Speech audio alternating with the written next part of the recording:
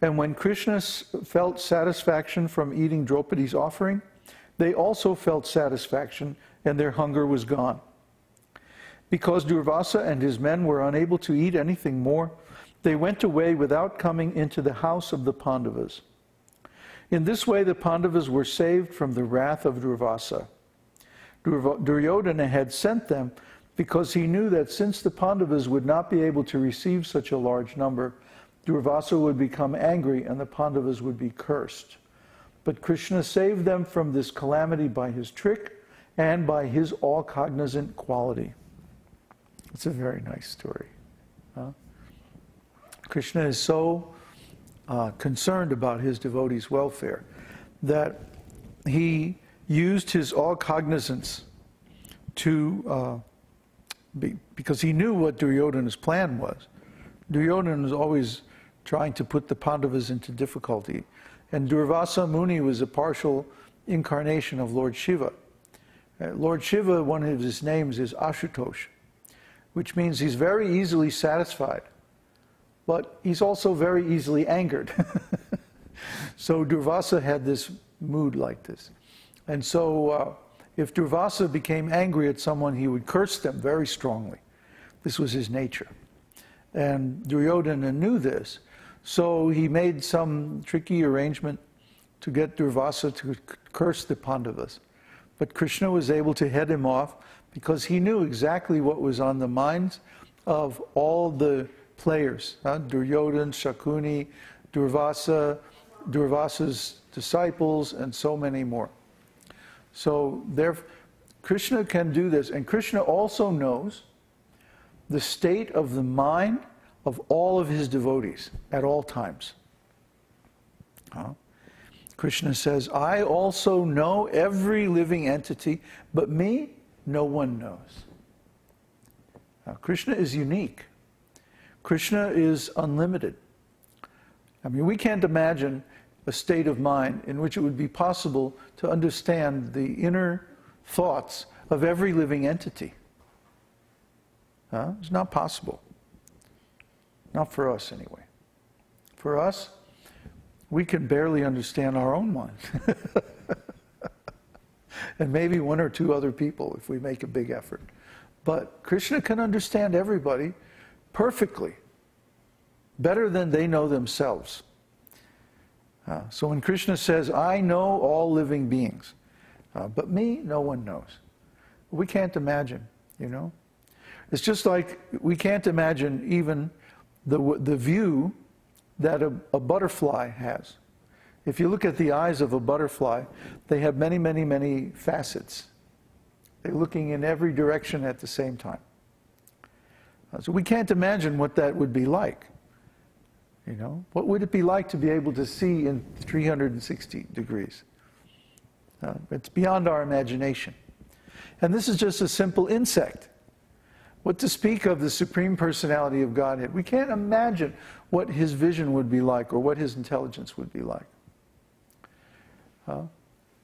But because of his transcendental qualities, he can understand all of us, every one of us, what we need, what we want, what we're doing, what our intention is, where we've been, our history, everything. He knows everything. He's all cognizant, remember?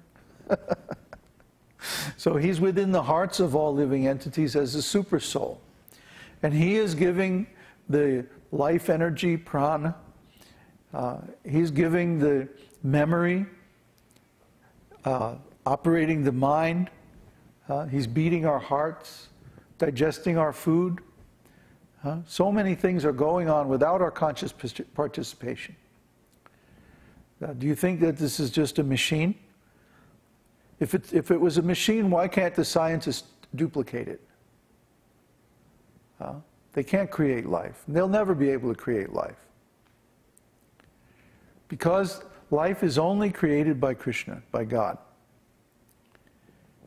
And when he creates life, he consciously, personally manifests this energy. That's super soul. That's the meaning of super soul. So within this soul, is the supersoul. And within this body, and every cell and every atom of this body, is the supersoul. So Krishna is directly, personally cognizant of all of this. It's very, very amazing what Krishna is doing. So another quality, number 53, ever fresh.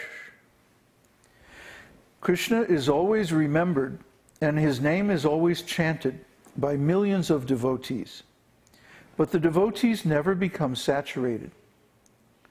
Instead of becoming disinterested in thinking of Krishna and chanting his holy name, the devotees get newer and newer impetus to continue the process. Therefore, Krishna is ever fresh. Bhagavad-gītā, which was imparted 5,000 years ago, is still being read repeatedly by many, many men, and still new light is always found in it. Therefore, Krishna and his name, fame, qualities, and everything in relationship with him is ever fresh. All the queens of Dwarka were goddesses of fortune. It is said in Śrīmad-Bhāgavatam, 1st Canto, 11th chapter, verse 33, that the goddesses of fortune are very fickle and restless, so no one can consistently captivate them.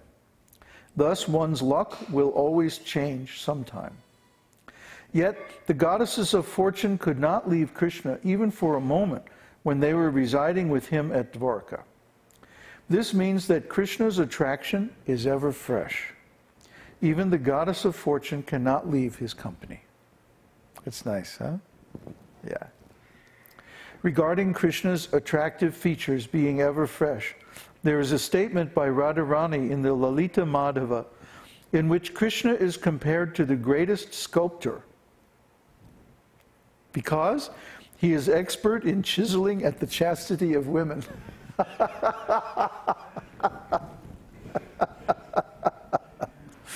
In other words, although chaste women may follow the rules and regulations of Vedic principles to become ever faithful to their husbands, Krishna is able to break their stone-like chastity with the chisel of his beauty.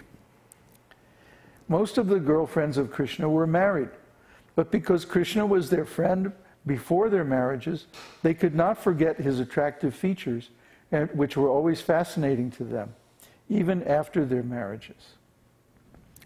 So this is Krishna. Krishna's a little bit of a rascal sometimes. No, actually, he's the supreme rascal. But his ever fresh qualities are unforgettable. No one can, once they become close with Krishna, or once they become intimate with Krishna, no one can forget him. Because his qualities are unmatched by anyone else.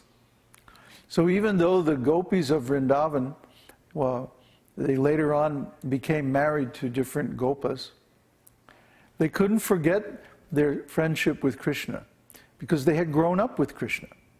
They knew Krishna intimately. And even when they were very young, they wanted to be Krishna's wives.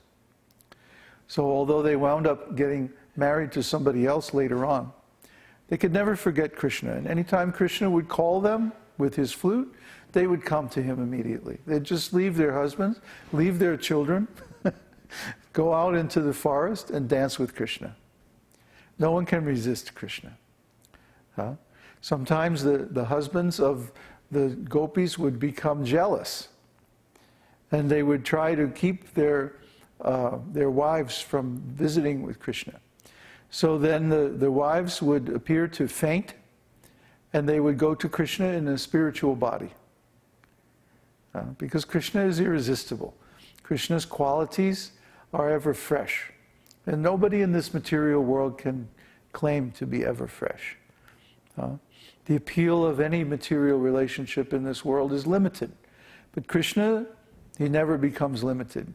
And always newer and newer pastimes. You know, if we think that you know Krishna, if you think that you understand what Krishna is doing or what Krishna's intentions are, you will find that actually, no, you don't understand. Because in the meantime, Krishna has expanded and has more transcendental qualities and newer, fresh pastimes and songs and dances, always newer. Huh? Nobody can keep up with him. So try to understand. If even Krishna cannot understand his transcendental qualities. Huh? Because Krishna may understand his transcendental qualities at one moment, but then the next moment his transcendental qualities increase. So even Krishna can't keep up with his own transcendental qualities. This is the amazing position of Krishna. So who would not want Krishna for a lover? I mean, you know, you can't say anything more about that. That's like, come on. So 54 is sac-cid-ānanda vigraha.